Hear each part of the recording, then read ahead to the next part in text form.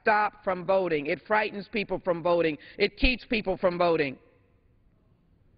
Speaker asks unanimous consent to submit this into the record. Without objection. I thank the Speaker. And then, of course, another big fat red map shows states where voting changes were pursued and types of changes enacted. I'll show it in a moment. It includes legislation introduced, big red, photo ID requirements passed, white, proof of citizenship passed, restrictions on voter registration passed, restrictions on early absentee voting passed, executive action making it harder to restore voting rights. You can see the country is predominantly red with a big stop sign stopping people from voting.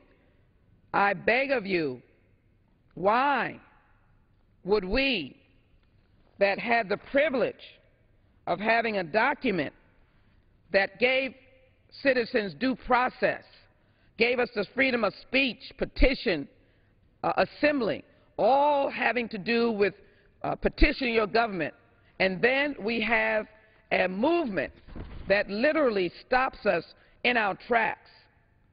Then we have Citizens United that dumps money into elections and literally skews who gets to be selected by the people. Speaker asks unanimous consent to submit this red document into the record. Without objection. I want everyone to see how much we need to overcome voter suppression by, in essence, protecting everyone's right to vote. May I be very clear on this? Everyone's right to vote. A dozen states have passed, as I said, new voter ID laws since 2003. But, however, voter ID proposals have a forceful momentum this year not seen in years past. And this year meaning 2012, 2011, going back to 2010. This is part of a broader legislative movement to limit access to the political process for disenfranchised groups at a level not seen since post-Reconstruction era laws implementing poll taxes and literacy tests. Now, we have to know that there are those of us who come from states where the literacy test and poll tax have not gone away even for 60 years, meaning that we have not even had that relief for 60 years. There were lawsuits in the 1940s that ultimately generated an opportunity for constituents not to pay a poll tax. I remember Beulah Shepard, who came to Texas, the late Beulah Shepard. If there ever was a person that talked about voting, it was Sister Beulah Shepard out of Acres Home. She always used to recite a poem, just one vote, and she gave a whole list of what one vote, one person could do. And she proudly talked about how the fact that she paid a poll tax to vote, and she paid a poll tax, I think she said, for her husband and others who needed to vote. That wasn't too long in America's history and future, Mr. Speaker. What a shameful turn of events that now the late Beulah Shepard is no longer here, and how she'd be crying, turning over in her resting place, to realize that all the toiling that she did to register people to vote, to empower those who had been disenfranchised, now could not vote. Susan B. Anthony and the suffragettes and Sojourner Truth, who suffered because women could not vote. They were not landowners. And tried and worked and toiled and were ridiculed, and finally women could vote. And to find now some elderly woman who does not have her voter photo ID, and I say this, let the listening public hear, you cannot get a voter ID if you don't bring something like a birth certificate. And this is where our seniors, they either can't get there, or they're either old enough or too elderly to have access to their birth certificate. Maybe they were, in essence, brought into this world by a volunteer, a midwife, family members. There's no birth certificate. Maybe in the deep country, in the deep of night, dark of night, where mom and baby did not get recognition until days or weeks afterward. For living as long as they've lived, the birth certificate has been lost. Speaker, I've heard of veterans whose veterans' documents were burned up in a fire. They were still veterans. They still served their country. We see them every day. And so here we have a situation where you're disenfranchising groups at a level not seen, as I said, since post-Reconstruction era laws, implementing poll tax and literary tests. And just over the first 2 months of 2011, photo ID proposals have been introduced in 32 states and passed out of one legislative chamber in 12 states. Lawmakers across the nation have pinpointed photo ID as a top legislative priority. The governor of Texas designated photo ID as a legislative emergency in order to allow it to be procedurally fast-tracked through the legislature. Photo ID proposals were pre-filed before legislative sessions began in half a dozen states, and secretaries of state in a number of states have listed photo ID as a top priority. Let me thank Chairman Emanuel Cleaver for leading out not only members of the Congressional Black Caucus, but collaborating with other organizations. And let me thank my colleagues who have worked so hard on this issue. Let me thank Congresswoman Donna Christensen, who is detained at a matter that she had to attend to, who's been anchoring these hour-long discussions with the American public. But we better beware, because what you do to others comes back to you. The idea of limiting a person's access to voting and being able to vote on the cause of how you think they will vote and how you don't want those people to vote comes back to Americans who want to vote in whichever way they do. Stop me from voting, you get stopped from voting. The idea of a voter ID, a photo ID, is not a respecter of race. And if you're elderly and can't get to the Department of Public Safety office, or in another state you can't get somewhere, if you're inhibited or prohibited, it is an impact on you no matter what background you come from. Thank God for the Congressional Black Caucus that is a respecter of the rights of all people. We are fighting for our children. We're fighting for young people. We're fighting for the elderly, the disabled. And no matter who you are, if you're blocked to vote because of the voter ID, this is voter suppression, and we want to have voter protection. The governor of Texas designated photo ID as a legislative emergency in order to allow it to be procedurally fast-tracked through the legislature. Photo ID proposals were pre-filed before legislative sessions began in a half a dozen states. I don't know why that happened. We're bogged down with a redistricting case. And secretaries of states in a number of states have listed photo ID as a top priority. Mr. Speaker, it does nothing. The Bush administration showed they couldn't find any fraud worth prosecuting for people who were impersonating a voter. Photo ID proposals have garnered significant momentum in a very mistaken manner that it's going to do something. It is not. Let us point out voter fraud. Let us, in essence, carve it out. But you are not going anywhere with voter ID laws who discriminate against the elderly, who discriminate against minorities, who discriminate against those individuals who have lived long enough and served their country long enough that they just might not remember where their birth certificate is, or even their marriage certificate. Significant momentum is going on this, and it is wrong-headed.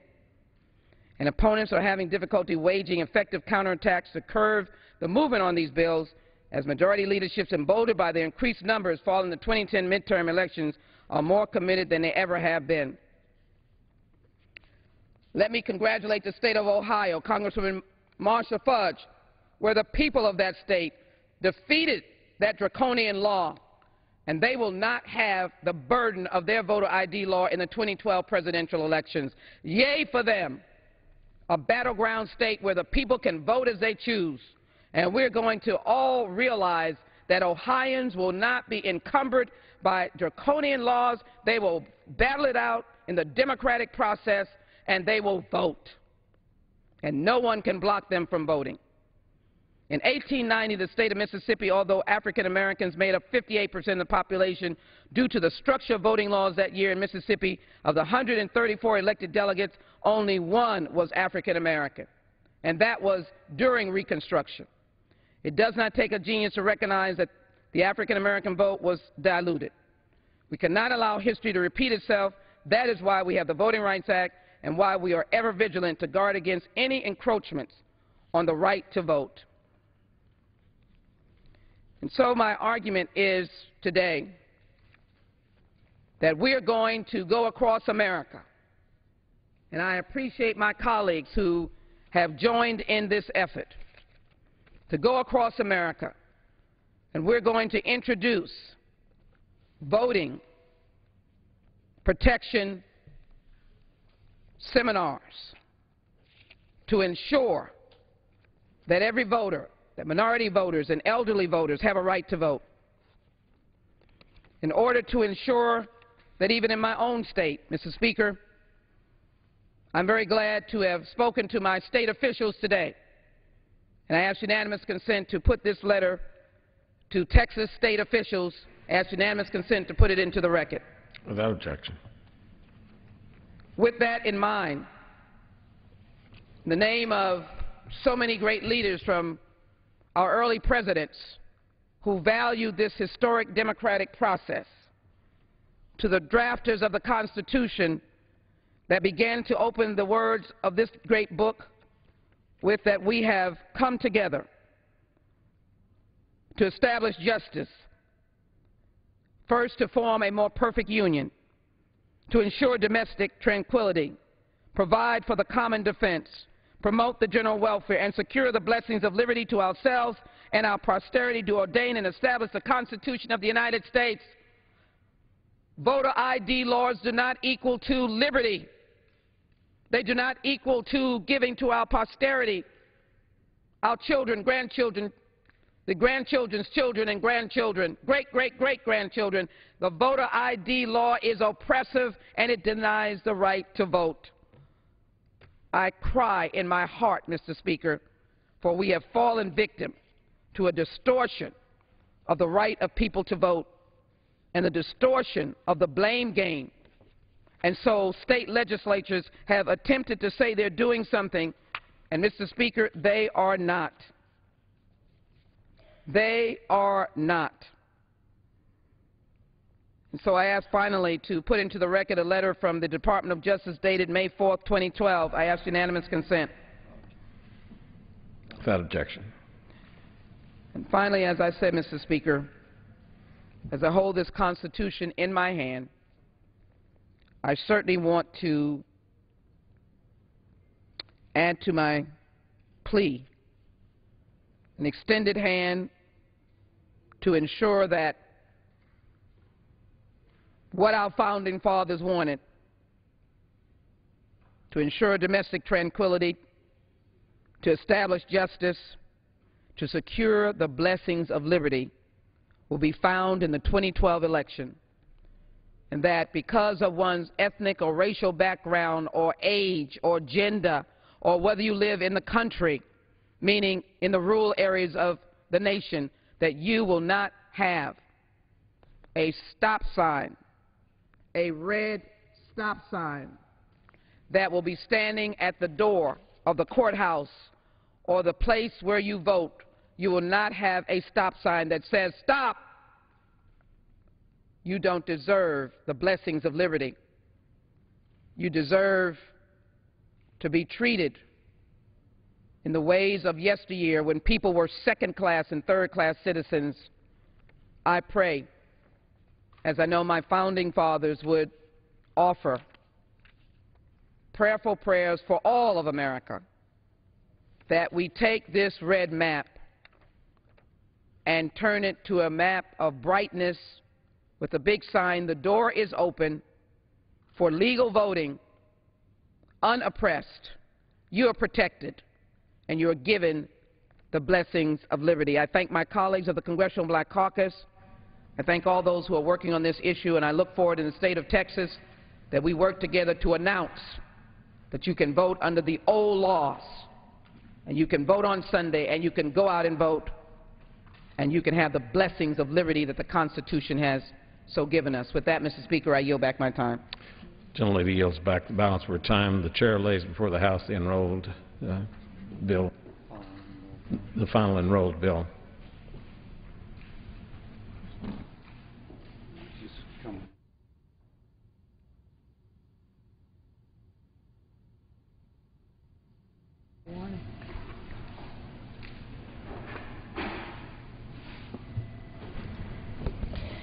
H.R. 3248, an act to designate the facility of the United States Postal Service located at 112 South 5th Street in St. Charles, Missouri, as the Lance Corporal Drew W. Weaver Post Office Building.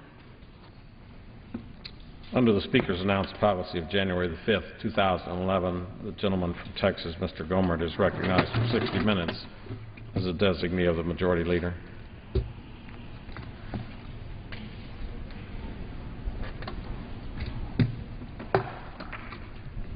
Thank you, Mr. Speaker. I have an article that stated today, Monday, May 7th, 2012, from the Associated Press, Congress's intelligence heads, Taliban has grown stronger under Obama. Senator Dianne Feinstein and Representative Mike Rogers just saw outside. Smart guy, former FBI agent, well respected in the areas of law enforcement and security of this country. Well, as the article points out, there are other articles as well. I believe Human Events also had one. But this article from the AP says the leaders of Congressional Intelligence Committee said Sunday they believe the Taliban had grown stronger since President Barack Obama sent 33,000 more troops, U.S. troops, to Afghanistan in 2010. The pessimistic report by Senator Dianne Feinstein, D. from California, Representative Mike Rogers, Republican from Michigan, challenges Obama's own assessment last week in his visit to Kabul that the, quote, tide had turned, unquote, and that, quote, we broke the Taliban's momentum, unquote. The two recently returned from a fact-finding trip to the region where they met with Afghan President Hamid Karzai. Quote, President Karzai believes the Taliban will not come back. I'm not so sure, Feinstein said. Quote, the Taliban has a shadow system of governors in many provinces, unquote. When asked if the Taliban's capabilities have been degraded since Obama deployed the additional troops 2 years ago, Feinstein said, quote, I think we'd both say that what we've found is that the Taliban is stronger, unquote. I was in Afghanistan a couple of weeks ago, was in Afghanistan a couple of months before that, and as one of the Afghans pointed out, former ally, well, they're still allies as far as they're concerned, this administration's thrown them under the bus, but they pointed out, you know, from the Taliban's perspective, they have said, we, the Taliban, do not have to win a single battle. All we have to do is be here when the United States leaves. Now, a couple of weeks ago, of course, the administration, two cabinet members were requesting that my dear friend Dana Rohrabacher not go into Afghanistan for one reason, that President Hamid Karzai didn't want him to come in. Now, apparently Karzai, ignorant of what is actually going on in Washington, had said that my friend Congressman Rohrabacher proposed a bill that would partition or divide up Afghanistan. Well, I worked with Congressman Rohrabacher on his very good bill, and basically it's a sense of Congress that said we support Afghans' right to vote for their leaders. Now, I understand Secretary Clinton inherited a State Department and a situation in Afghanistan that was not of her making. I get that. And in fact, we sat by and even assisted as Afghanistan created a constitution based on Sharia law that has now resulted in the last public Christian church closing. It's a system where the president gets to appoint governors, mayors, chiefs of police, many of the higher level teachers, slate of legislators. He gets a powerful control over so much of the purse strings. So it was amazing to see the president over kind of doing what appeared to be a victory lap around Afghanistan and back home. Gee, the Taliban's back is broken, things are looking good, and we now have an agreement going forward with Afghanistan. Great news. Well, when you find out from Afghans that actually the Afghanistan government has a $12.5 billion budget, and all the sources of revenue that Afghanistan can come up with provide $1.5 billion of their $12.5 billion budget, and the rest come from other countries, you would presume largely from the United States. And when one considers the billions of dollars that we are spending for humanitarian projects, training farmers to farm, as I've met with the teachers, American teachers teaching Afghans to farm, and they were so depressed because the billions we've spent, given basically to Afghanistan to create farming projects so the people can maintain themselves when we're gone, had not made its way to any of those projects in that region of the country. There's one region where apparently some has made it to projects, but certainly not all and probably not most of them. So it would seem if you're the President of the United States and you go to a country whose government has a $12.5 billion budget and they can only come up with $1.5 billion of that, and you're the big force behind all the other $11 billion, it would seem to me that there shouldn't be a whole lot of negotiation that has to take place. What kind of person does not understand leverage? The President accepted, of course. Because it appears that the foreign policy that we've run into from President Obama's administration is we've got people around the world that hate us, want to destroy us, so we're going to give them money. We're going to buy them an office in Qatar, as we've offered the Taliban. We're going to be releasing their murdering thugs that we've got in detention, and then maybe they'll like us enough to agree with us. That sounds like somebody that spent too much time community organizing and not enough time studying history. That's no way to negotiate. If one wishes to approach an individual, and like in my situation being a Christian, we're supposed to help the needy. Blessed are the meek. Beatitudes are quite compelling. But government has a different role. The government is to protect the people. As Romans 13 points out, if you do evil, be afraid, because the government does not bear the sword in vain. The government's role is to protect people so individually they can live the kind of life that so much of our heritage embraces. The government's supposed to protect is supposed to protect the people. It's supposed to punish evil. and it actually is supposed to encourage good. We've gotten so far off track. Back in the 60s, well-intentioned, we began paying young women to have children out of wedlock, born out of the best of intentions. Deadbeat dads were not helping, so let's help them out. Instead, what they did was lure young women away from a high school education, in many cases, had many of them come before my court, and lure them into a rut they couldn't get out of. We have senior citizens on Social Security whose religious beliefs embrace marriage as being the ultimate living situation between a man and a woman.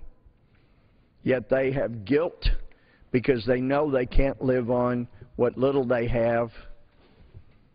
And they know that if they marry another person that they're living with, I've heard from folks like this, they live on Social Security as well, then their Social Security will be reduced if they get married. So they live together.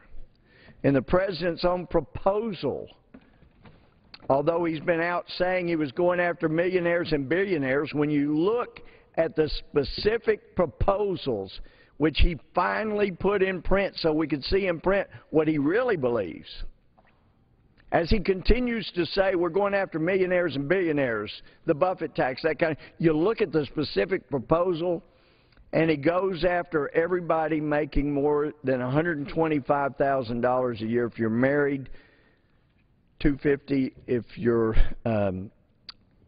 filing jointly. If you're single, it can be $200,000 to $225,000. So once again, the President wants to promote living together rather than being married, as evidenced by what he provides money for. Now, we know that we've been told by this administration repeatedly, look, if we just show the Taliban how good a people we are and how good our motivation is, then they'll fall into line. I've said and will keep saying, you don't have to pay people to hate you. They'll do it for free. We are wasting billions. We have wasted trillions of dollars over all these many years. So this administration continues to try to buy the affection of the Taliban. Let's see, here is this article was from CNN, and they reiterate the heads of the Senate and House Intelligence Committees Sunday said the Taliban was gaining ground.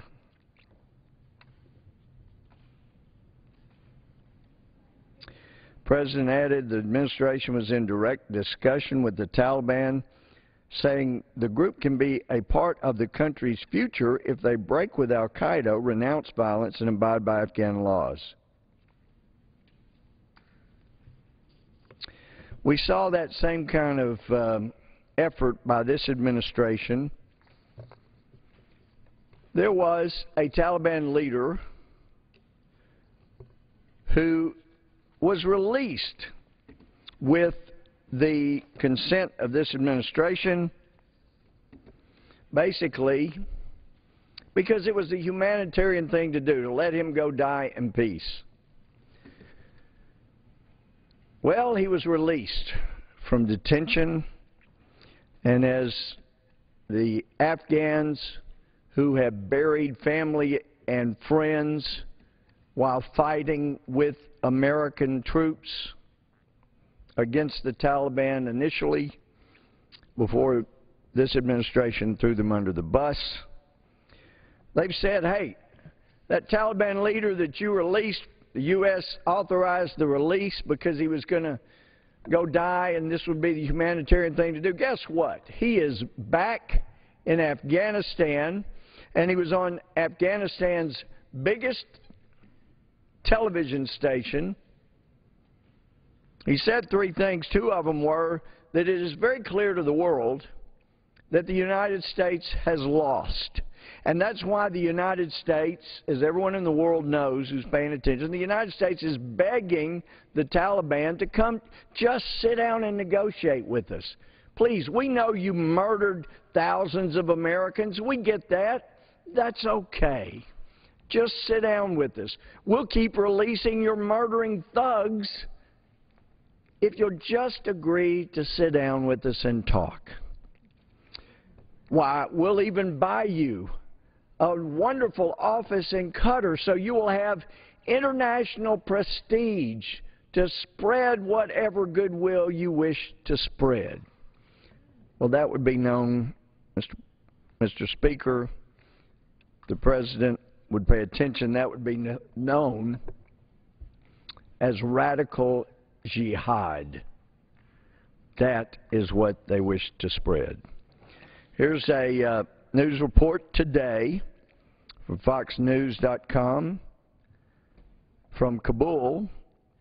The U.S. has been secretly releasing captured Taliban fighters from a detention center in Afghanistan in a bid to strengthen its hand in peace talks with the insurgent group, the Washington Post reported Monday. Who in the world who has ever studied history comes around and says, we're releasing the murdering, thuggish war criminals to strengthen our own hand? We're letting our enemy have their murdering thugs back to strengthen our hand. Perhaps a community organizer would think that. The article says the strategic release program of high-level detainees is designed to give the U.S. a bargaining chip in some areas of Afghanistan where international forces struggle to exercise control, the report said. Under the risky program, the hardened fighters must promise to give up violence and are threatened with further punishment, but there is nothing to stop them from resuming attacks against Afghan and American troops. Quote, everyone agrees they are guilty of what they have done and should remain in detention. Everyone agrees that these are bad guys, but the benefits outweigh the risks, unquote, a U.S. official told the Post. In a visit to Afghanistan last week, President Barack Obama confirmed that the U.S. was pursuing peace talks with the Taliban. You know, there was once a policy in this country that we did not negotiate with terrorists.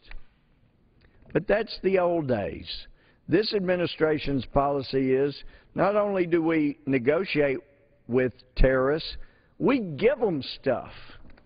What do you want? You want more of your murdering thugs released so maybe they can kill more of our Afghan allies or more American troops? 1,800, is that enough? You want to kill more? We hope you won't. But if you'll just say, we won't kill, if you'll let us go, then we'll let you go. It reminds me of the naivety of Secretary Madeleine Albright and President Bill Clinton, who in essence told North Korea, look, we will give you everything you need to make nuclear weapons if you'll promise us that you will only use it to make nuclear power. Really? North Korea basically said, really? All we have to do, you know we're liars. You've caught us in lies repeatedly, but all we have to do is tell you we'll never use it for nukes and you'll give us all this stuff? Well, sure. Yeah. Oh, yeah. Yeah, you've caught us in so many lies. What's one more? So guess who has nuclear weapons now that we worry about? The same people, the Clinton administration, gave nuclear materials and information simply on the promise that they wouldn't use it to make nuclear weapons. What a lovely world it would be.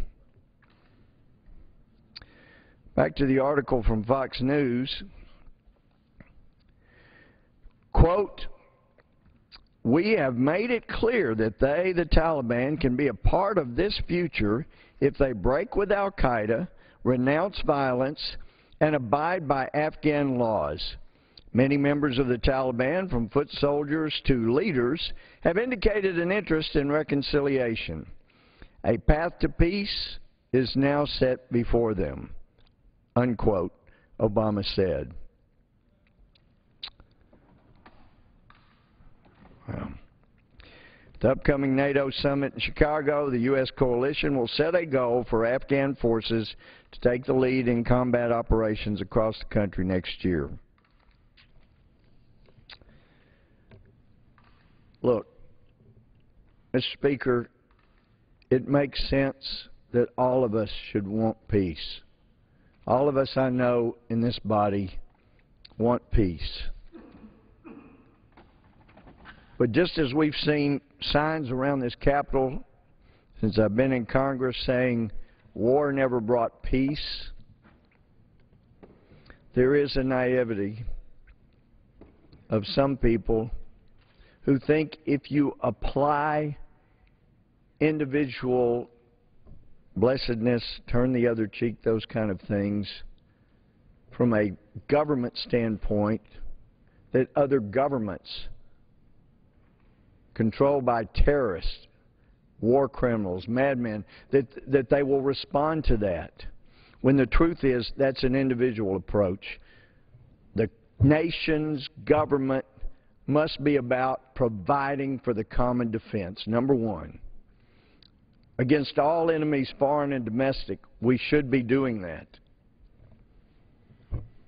And that means when there are murdering thugs in the world who have sworn to do everything they can to destroy the United States of America, we have to take them seriously and take them out, if necessary. We have that obligation to the people we were sent here to protect. When I took an oath to the United States Army, it was the same kind of oath. We were supposed to serve and protect. And best of intentions, goodwill, does not defeat terrorists who have made clear they will not stop until they're dead and they think in paradise, or we are dead and our government gone. Now, we know that the term Islamophobia and Islamophobe have come from, been pushed by the Organization of Islamic Conference as a way to further their goals. Anybody stands up to point out that there are radical Islamic jihadists who want to destroy everyone who does not believe as they do.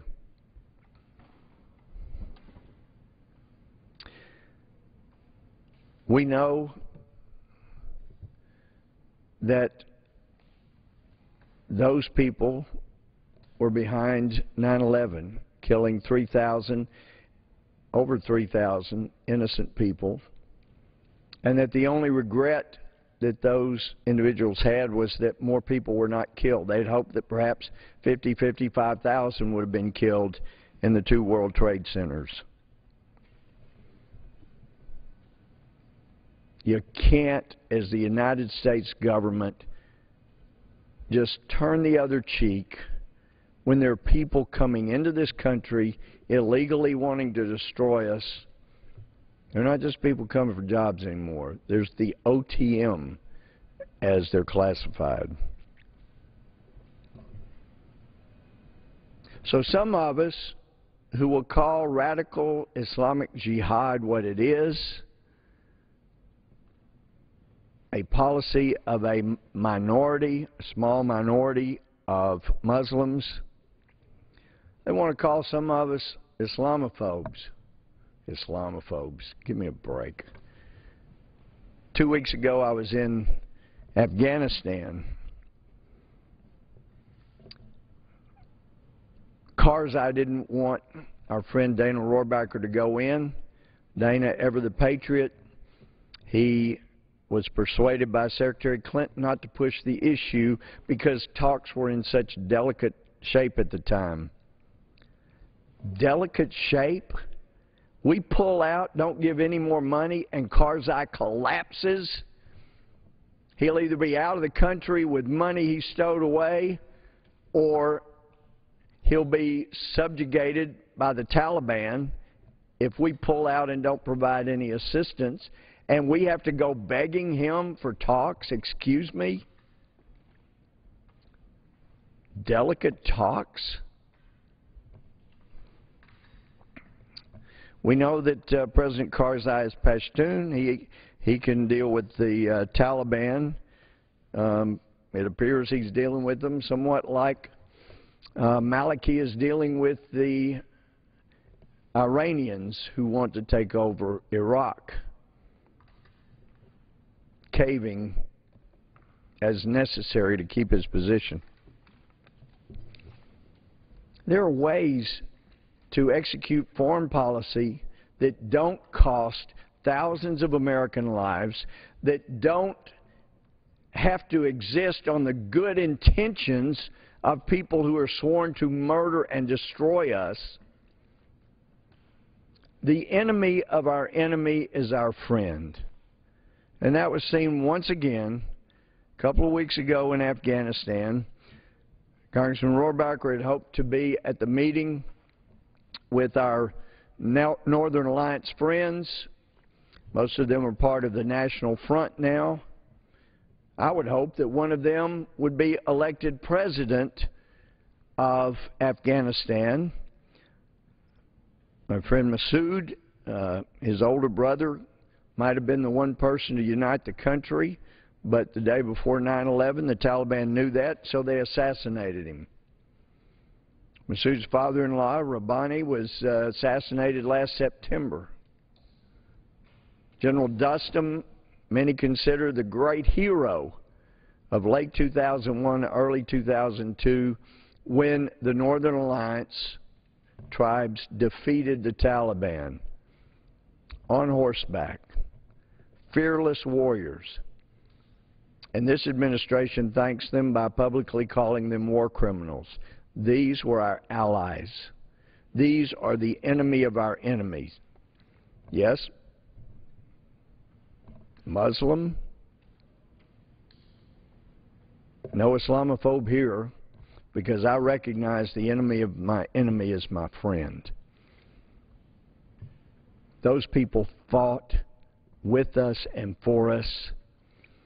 There is something very strong in the bond, or should be, between people of the United States who fought, buried family or loved ones, and those in the Northern Alliance who fought with us and buried family or loved ones, friends.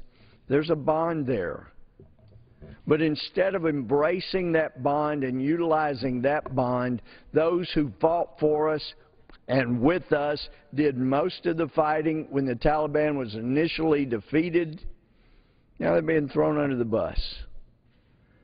So when they were gathering on Sunday 2 weeks ago and they wanted to meet with someone, 3 members of Congress went.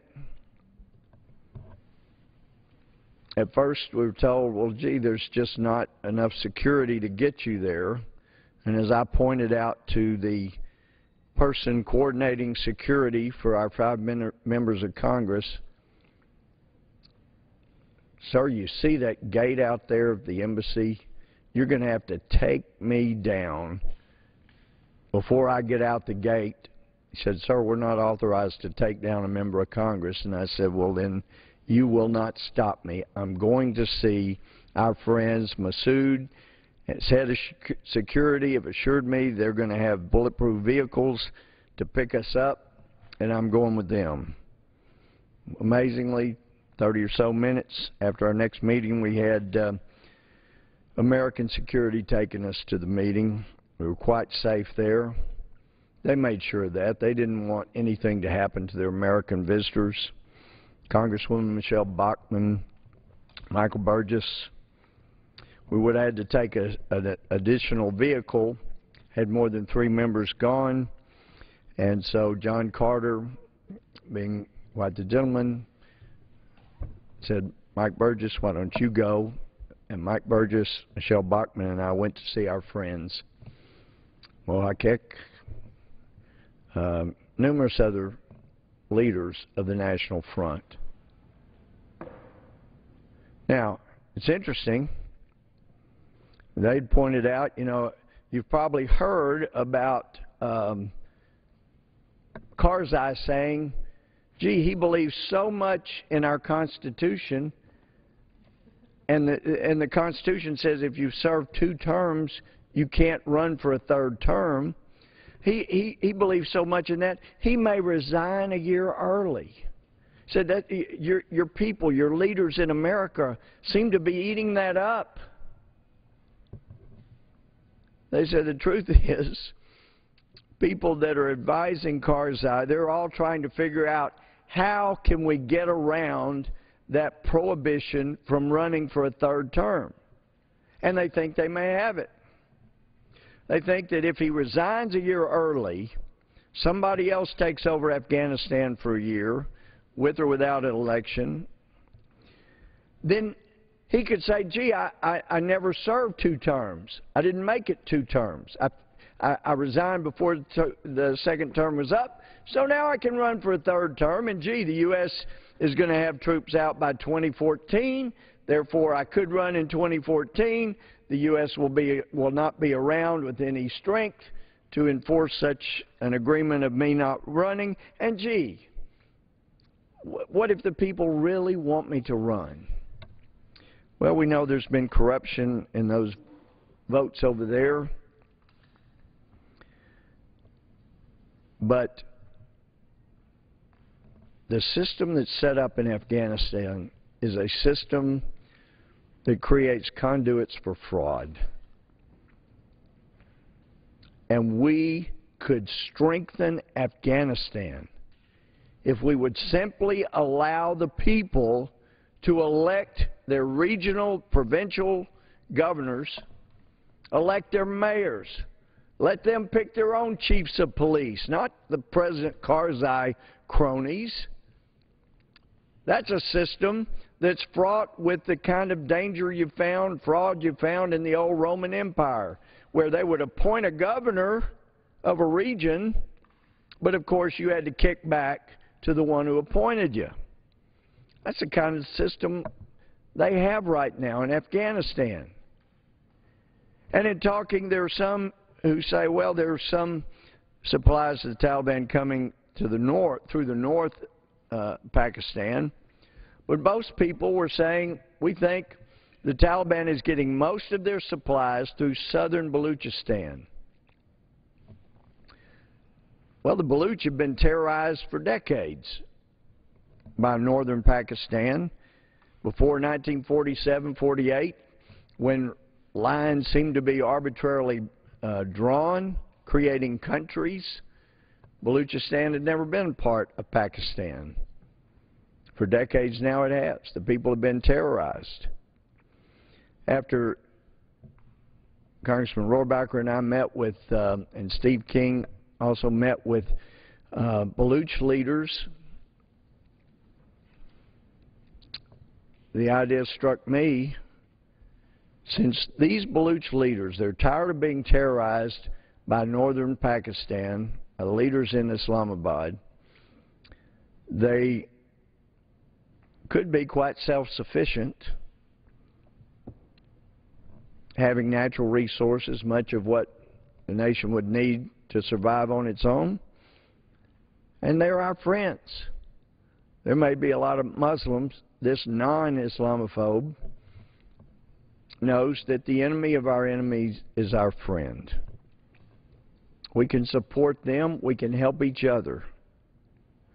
So that's why Congressman Rohrabacher and I proposed a bill that would support the creation of an independent Baluchistan. As one person in the region over there said, wow, if Baluchistan were independent, that would change everything. Now, I know this president is not gifted on foreign policy. I get that. But it doesn't mean he can't learn. And you look at Pakistan, and while this administration is trying to play footsie with Pakistan, and they're trying to play footsie with China, who was it they let in to see our stealth helicopter? China. Who was it that they harbored in their country, the greatest enemy, public enemy number one of the United States? They had kept him there supposedly for years. And this administration wants to placate them how they can, just like it's trying to do with the Taliban and our other leaders. Maybe we can buy them off. Maybe we can do something to show them how sweet and kind we are. Those type of people see that as weakness. And it's like blood to a shark. They're drawn to it. And they will devour us if we don't show strength rather than weakness. So an independent Baluchistan gave an interesting idea.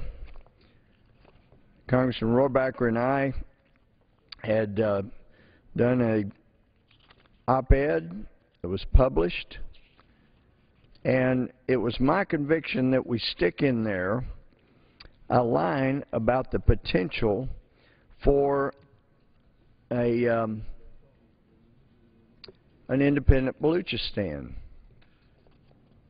Interestingly, after that was published, there was an article published in the Pakistan Daily News. I thought I had a copy of it here. Must not. Oh, here it is. Published back in January. And it says this in the article in the Pakistan Daily Times. In another interesting development, Louis Gohmert, a U.S. Republican representative, proposed that in order to beat the Taliban, the U.S. should carve out a new friendly state, Baluchistan, from within Pakistan to stabilize Afghanistan's western border. The article goes on, even if Mr. Gohmert does not necessarily speak for Washington, it is logical to assume that he made this observation after picking up the buzz in American political circles. The U.S. wants a consulate in Quetta, but so far Pakistan has resisted this request. The geostrategic location of Baluchistan and its potential in minerals, gas, and oil is something that interests the world's sole superpower. So says the Pakistan Daily Times. They say the Baluch resistant movement is one of the few, if not the only one, that has not been declared a terrorist movement by the U.S.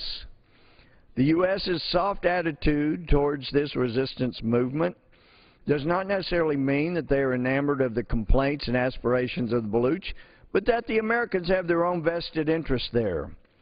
They may now want to snip away at the roots of the Pakistan military's dual policy in the war on terror by a flanking move in Baluchistan. Before this loud thinking is embraced as policy by Washington, the Pakistan Daily Times says, for our own territorial integrity, we should do away with our double game in the war on terror and politically settle Baluchistan's issues. By helping the Afghan Taliban and other jihadi groups, we have only weakened our own country. It is time that the military realizes this folly.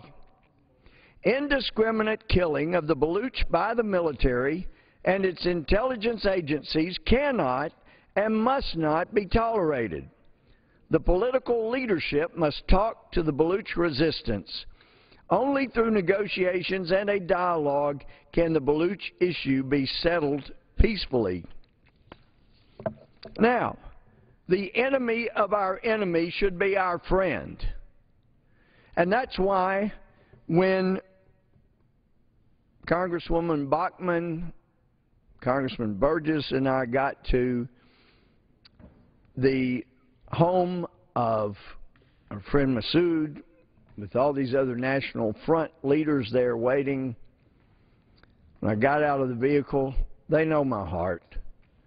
They know we are friends who have the same enemies. And there was embracing all around, because it truly was good to see them alive, and to see them in their own country, in Massoud's own home. They fought with us. They fought for us. They bore the brunt of the battle against the Taliban in late 2001 and early 2002 when they were routed initially. We added over 100,000 troops, got over 100,000 under this president, and things are not going as well as they were when the Northern Alliance was fighting them with simply a matter of hundreds of Americans embedded with aerial support. It's not going as well as it was then. Occupiers in Afghanistan, Russia, for example, but going clear back to Alexander the Great, as we know he died leaving that area. Things didn't go as well as he might have hoped. But they've learned occupiers don't do all that well in Afghanistan. Empower the enemy of your enemy. Don't try to buy off your enemy that's sworn to destroy you. Empower the enemy of your enemy. I mentioned earlier about the Taliban leader that we allowed released, who's now back with the Taliban. I mentioned one of the three things he said was, it's apparent to everybody the U.S. has lost because they're begging us to come negotiate. Another thing, which is consistent with Sharia law, he pointed out that anyone who has not been supportive of the Taliban in the past needs to first come to the Taliban, and under Karzai they've been able to be more public, and they have a public presence. He says, come to us, ask for forgiveness, and ask for our protection, and you may be spared. Well, I'm understanding Sharia law. You can avoid being killed under Sharia law if you come ask forgiveness and ask for protection in just such a way as this Taliban leader, fresh from his U.S. reprieve, is out there saying. And again, the Taliban position is, you know, we probably can't defeat the U.S. in a single battle. We don't have to. We just got to be here when you leave. And the heartbreaking aspect of that, for those of us that have attended too many funerals of Americans who paid the last full measure of devotion, is that if we leave, and we leave a situation where the Taliban is empowered again, other Americans will have to come down the road in the future and fight the Taliban, and more American lives will be lost. It's not necessary. Had President Carter realized in 1979 that when he welcomed the Ayatollah Khomeini back into Iran as a man of peace, had President Carter realized that Americans would be dying in America to protect America because radical Islam had then been given a country in which to be nourished, you would hope he would not have taken the same steps and would not be as bitter toward so many as he is today after his failed presidency. Perhaps even President Reagan, with the best of intentions, if he had realized that we were in a war but only one side knew we were at war, when our Marines, those precious Marines, were killed in an explosion in Beirut, perhaps we wouldn't have run out so quickly. But for heaven's sake, as American buildings, embassies, individuals were attacked, and in 1993, the first attempt on the World Trade Center, another act of war, again letting us know that since 1979, these people have been at war with us. Khobar Towers, the USS Cole, further acts of war. We've been at war, we just didn't know we were. And then we come to 9/11, and we were totally shocked, totally unprepared, because we did not realize there was a war going on. We just didn't know we were in a war. But now this administration seeks to go back to September 10th. So it is cleansing its training materials of any reference to Islamic Jihad. It is bringing in non-citizens. It is bringing in members of the Muslim Brotherhood to advise it. It is bringing in officers of named co-conspirators in the Holy Land Foundation trial supporting terrorism. It's bringing in people who have ties supporting terrorism. It's bringing them in to dictate our policy toward radical Islam. And what have they said? Well, the first thing you've got to do is eliminate any reference to Islam, any reference to jihad. So this administration, from the Department of Justice, Department of State, Department of Defense, intelligence agencies, has been very compliant, and that is ongoing. And as one intelligence official said, we are blinding ourselves from the ability to see our enemy. What's going on these days will be the subject of historic articles that will continue for centuries to ask how this nation could be so naive and or stupid that we would be at war and not know it for 30-plus years, and that in the fight of such a war, we would bring in people who support our enemies' actions to tell us how to fight the war. There will be articles, history books that will repeat the question, how could they not see what they were doing was going to bring either an end to America or devastation to America, one or the other?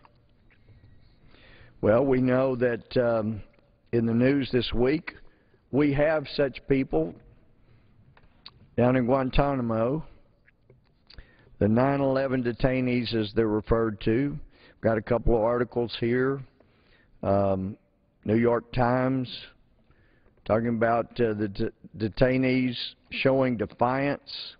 Khalid Sheikh Mohammed, the other detainees.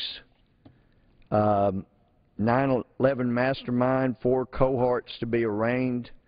That was last week.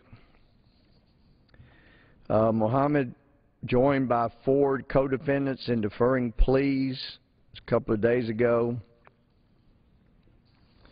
There's another article, outrage as 9/11 Defense Counsel insists women cover themselves. What happened to the freedom that people in our military were fighting for? Amazing. Lawyer defending 9/11 suspects wearing burqa in court out of respect.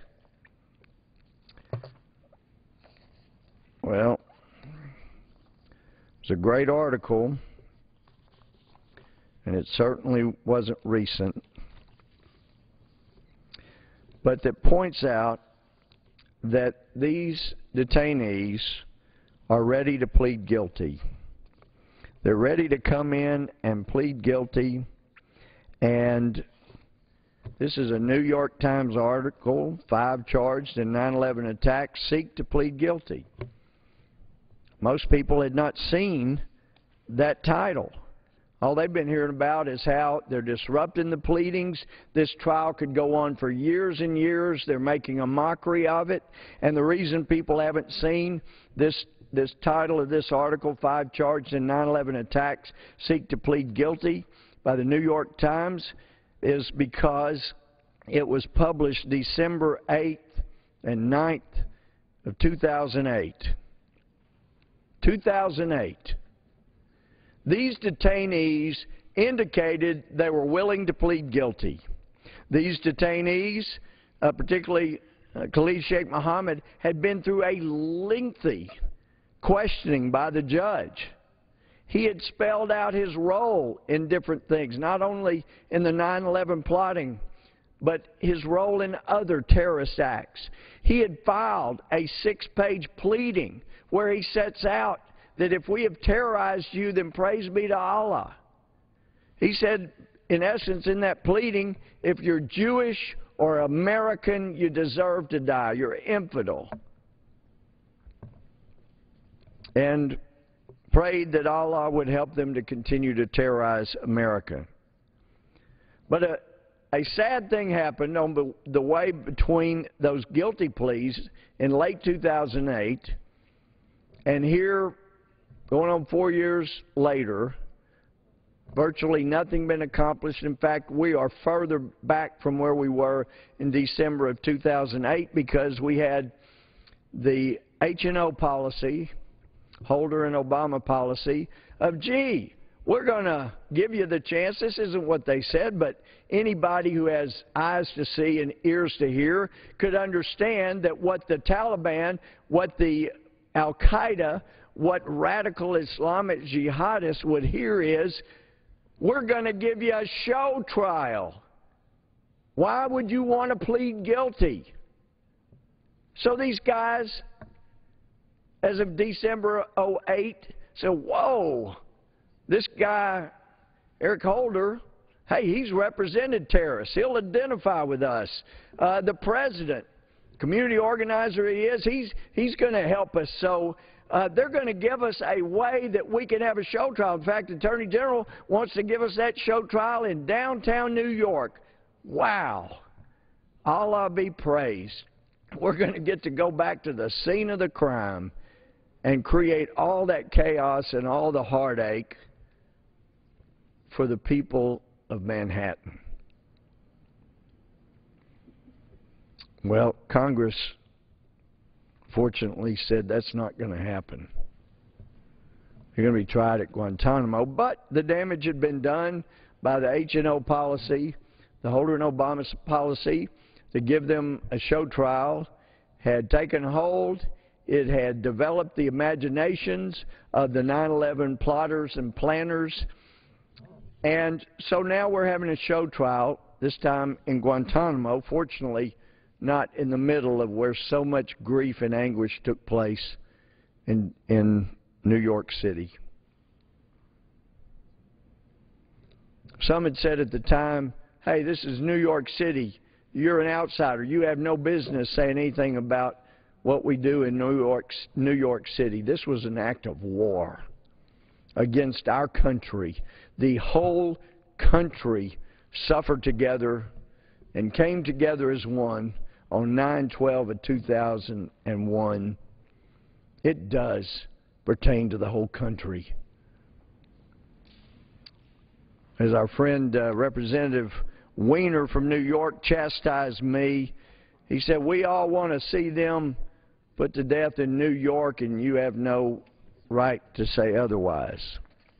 I've been a judge and Chief Justice. I know those kind of statements would be Exhibit A and B of any motion to transfer venue, that he can't possibly get a fair trial. They were not well-reasoned comments. So here we are, going on 4 years later, justice has not been done. A travesty has been done to all the families of the victims of 9/11. They can forgive, they can turn the other cheeks, but as a government, our role is different. We're to provide for the common defense, we're to punish evil, we're to encourage good, and that means any nation in the world who has a government that wants to declare war on us, then be advised. Many of us don't believe, like in Iran, we don't believe we should go to war with Iran, but we'll take out a government that wants to go to war with us. Obviously, this administration feels like we can buy time and has even given hints that they think they can live with a nuclear Iran. Well, a lot of people would not live with a nuclear Iran. A lot of people would die because of a nuclear Iran. It does not need to be allowed to happen. One other comment, though. There is a great article today out about one of the banes to my existence, and that was TARP. George W. Bush is a great man. He got a bad rap, accused of lying when he did no such thing. Didn't bother to defend himself when truckloads of yellow cake uranium were taken out of Iraq, feeling that history would judge him fairly. But he trusted a pitiful Secretary of the Treasury, Hank Paulson, and we had something called TARP. There's a great article in Human Events from today. Inspector General report ends myth that TARP, quote, turned a profit, unquote. And David Harsanyi goes on and points out very clearly that the money hadn't been paid back as promised. Some of it's been paid back by other giveaways and gifts and loans by the federal government, and the government printing money to pay debt and then having interest on the new money they've printed is somehow making a profit, when the truth is, as the article points out, it's tricky to track $700 billion of emergency funding that was haphazardly dropped into the economy by a panic-stricken government when accounting for the Fannie Mae and Freddie Mac bailout. But the American taxpayers probably owed somewhere in the neighborhood of $237.7 billion, but we were told it's all been paid back. Yeah, right. Though some estimates are far higher, and it will be more. The Treasury Department says that a large part of the money lost via TARP is the result of the housing and car bailouts also not paid back. When the next Fannie and Freddie rescue comes, as a number of reports have indicated will be needed, taxpayers will be on the hook. Most of the banks that were too big to fail when TARP was implemented are now even bigger. The report to Congress points out that a recent working paper from Federal Reserve economists quotes, quote, confirms that TARP encouraged high-risk behavior by insulating the risk takers from the consequences of their failures. That's why you never set aside free market principles to save the free market. If you have to do that, the free market's not worth saving. But it was worth saving, and there were free market principles that could have been followed to get us out of that mess, to avoid encouraging further risk-taking. And I would commend, Mr. Speaker, people to Mike Frank's work at the Heritage Foundation that disclosed that despite the rhetoric of the President, how he's going after fat cats on Wall Street, the Wall Street executives and their immediate family donated to President Obama 4-to-1 over Mr. McCain, Senator McCain. And they've done extremely well under this president. It's almost as if there is a deal, look, I'll call you fat cats, I'll call you all kinds of names, millionaires, billionaires, I'll trash you, but you'll make more money than ever, and then I'll put taxes on those that make over $125,000, and then I'll say I'm going after major oil, big oil, and probably nobody will read the bills. I read it. I read the president's own words. He's going after independent oil companies. He's eliminating their deductions, not the major oil. He's not going to hurt major oil from what he's proposed, but he'll put the independents out of business. The majors will make more money than ever because 95% of all wells drilled in the continental U.S. are drilled by independent oil and gas producers. So he says he's going after major oil, but they'll make more money than ever if he gets his way. One other thing, this is an election year, and my colleague from Texas was really going after Texas over the voter ID. I would point out to my friend from Texas and any others, Mr. Speaker, that the fact is that bill in Texas says if you can't afford a state ID card, we'll give you one. There are people that volunteered to even get you there to get it done. Let's avoid fraudulent elections further. And with that, I'll yield back. The gentleman yields back. Does the gentleman have a motion? At this time, I move that we do now.